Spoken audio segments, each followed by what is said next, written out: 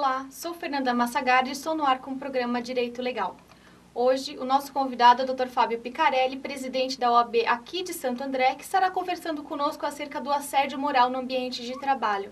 Olá, Dr. Fábio, tudo bem? Tudo bem, doutora Fernanda? Eu agradeço imensamente a oportunidade de participar desse já tradicional programa aqui da região e me coloco à disposição para esclarecimentos, dúvidas e questões atinentes tanto à OAB como aos temas de direito em geral. Nós é que agradecemos a sua presença aqui, da agenda, né, disponibilização da agenda para participar com a gente aqui. E hoje o assunto vai ser um pouquinho até interessante, porque é um tema que parece atual, mas na verdade remota-se que ele exista já desde de quando existe a relação de trabalho, né? Doutor Fábio, o que é? Como é que caracteriza esse assédio moral no ambiente de trabalho? Como é que funciona? O que é isso? Doutora Fernanda, eu tenho assistido e visto muitos debates acerca dessa matéria. O tema é antigo, porém o reconhecimento da justiça com relação a isso é algo recente. Okay. A relação de trabalho, que começou com a escravidão, ela sofreu alterações importantes, né, desde a época da Revolução Industrial, e culminando no sistema atual, né, de empregado, empregador, com salário, 13º, férias e aqueles direitos garantidos tanto na CLT como na Constituição. O dano moral decorrente da relação de trabalho, ou o assédio moral no ambiente de trabalho, ele se caracteriza pela degradação do ambiente de trabalho. Ou seja, são atos praticados de forma reiterada ou pelo chefe, pelo dono da empresa, ou por um colega de trabalho, visando destruir o ambiente de trabalho e afetando a imagem, a autoestima e a honra da pessoa que é vitimizada pelo assédio. Nesse sentido, então, podemos entender assim que aquela duplicação de e-mails que denigrem a imagem do empregado, de um colega de trabalho, chacotas, como que funciona? Chacotas, sorrisos, conversar ao pé do ouvido, falando mal do colega, expondo o colega de trabalho ou o subordinado. Eu me lembro de um caso ocorrido aqui em Santo André, uma escola de inglês que promovia a venda dos seus cursos através de uma equipe que, se não conseguisse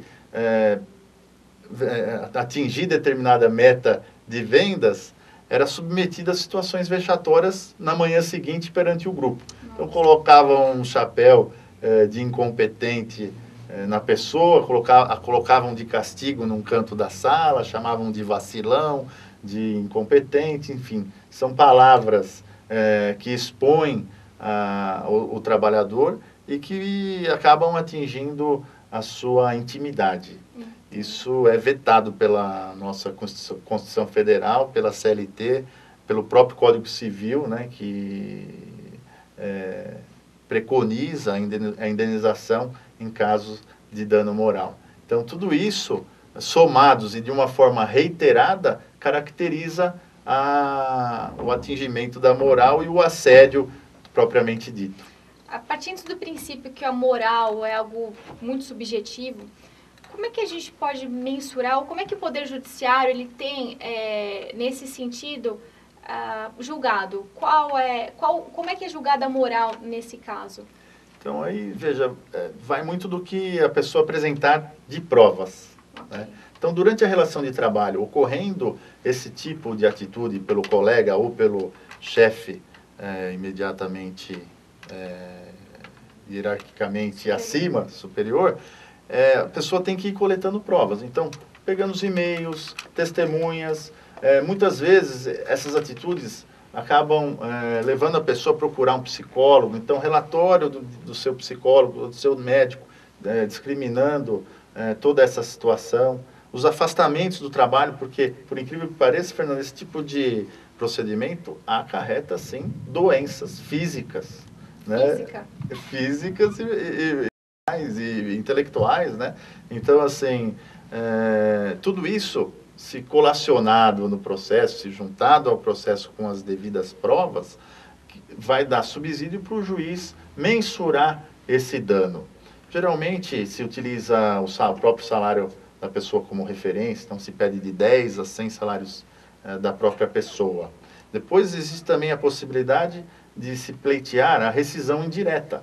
Ninguém é obrigado a comparecer no ambiente de trabalho para ser humilhado. Então, a pessoa que se sentir lesada, ela pode procurar o seu advogado e pedir a rescisão indireta do seu contrato de trabalho. Para dizer ao cidadão comum, que não é advogado como nós, seria pedir para a justiça o seu desligamento, sem a perda dos seus direitos. Seria aí seguro-desemprego, levantamento de fundo de garantia, todos esses direitos que seriam devidos no caso de uma dispensa sem justa causa. Exatamente, né? Doutora. Geralmente o objetivo do agressor é atingir o pedido de demissão. Se o agredido pede demissão, ele perde o aviso prévio, perde o seguro-desemprego, ele perde não levanta o fundo de garantia. Então, uma série de benefícios que ele deixa de ganhar pedindo demissão. Então, é o caso de se procurar a justiça, delatar o ocorrido, né, e pedir que a justiça decrete a rescisão daquele contrato de trabalho. Aproveitando, na mesma ocasião, uma vez que a Justiça do Trabalho atende também os pedidos de dano moral, pela emenda 45, nós também poderíamos pedir nessa mesma ação o dano moral. O que acontece é que eu tenho visto muito nas ações trabalhistas, é uma enxurrada de pedidos de dano moral aí. E o que acontece? Eu acho que os juízes têm sido muito bem instruídos até e inteligentes ao ponto de saber diferenciar num caso efetivo de uma ação em que caiba, que esteja atingida a moral, do que uma simples demissão, onde possa aí caracterizar o possível empregado sente a necessidade de, eu tive um problema, vou ficar com a minha moral abalada, vamos pedir. Então, os juízes eles têm sido bem sistemáticos nisso mesmo, né? A gente tem acompanhado algumas demandas e tem verificado que não é assim a rodo como antigamente era dado, né? Agora, essa questão interessante do dano moral no ambiente de trabalho, que o senhor disse que muitos empregadores fazem para cutucar, para provocar um pedido de demissão do próprio empregado. Existem casos, por exemplo, eu não vou citar qual é o nome do banco aqui, né? Mas eu conheço pelo menos uns 4 gerentes que já passaram por essa conta e todos estão afastados com problemas psiquiátricos, psicológicos mesmo, decorrentes dessa pressão que os bancos eles vêm fazendo nos próprios funcionários, né?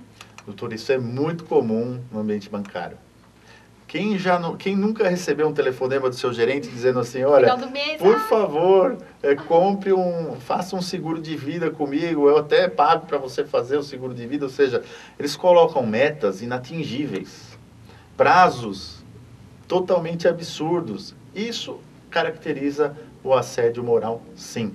Então, atingimento de metas impossíveis, prazos que não se pode executar, tudo isso caracteriza o assédio moral. Colocar a pessoa de escanteio, quer dizer, a pessoa super qualificada, né? Às vezes um administrador de empresas, aí o seu superior pega e o coloca, ele que está acostumado com atividades complexas. Aí, de repente, o coloca, vamos dizer, numa situação menor, o coloca para cuidar de coisas de menos importância, para ser porteiro lá daquela empresa. São situações que, para aquela pessoa, atingem intimamente a sua moral. Um plus aqui que não tem nada a ver com a história, mas dizem que a vida imita a arte. Na verdade, eu descobri há uns dias atrás que a arte imita a vida, porque eu não sou noveleira, mas assistindo a novela das 8, tinha lá a situação do tal do Mauro, que era executivo, e quando assumiu lá um outro presidente, colocou ele para chefiar uma produção ou coisa parecida.